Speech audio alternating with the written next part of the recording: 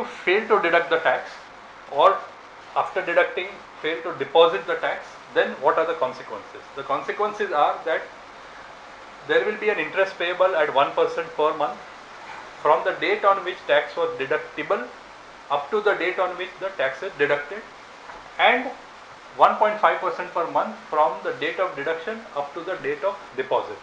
So this is a huge amount. This is a massive hit for the taxpayer, because if there is a default and if this interest is to be paid, this interest is not tax deductible. It's not a business expense. So it's a straight loss for the deductor. Then if you fail to furnish the TDS return in time, 200 per day is the penalty that one needs to pay. But subject to the amount of TDS. Sometimes what used to happen was TDS amount was 1000, and if you have made a default of 6 days, that 6 into 200, 1200 was more than the TDS itself.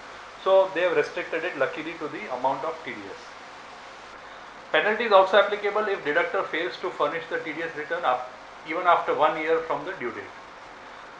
And the penalties for giving incorrect details in the TDS return, a maximum of 1 lakh can be levied. The penalty of up to 1 lakh can be levied between 10,000 and 1 lakh.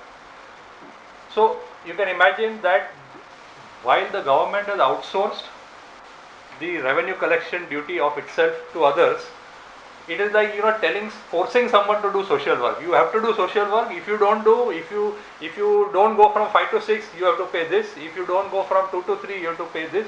That kind of stuff.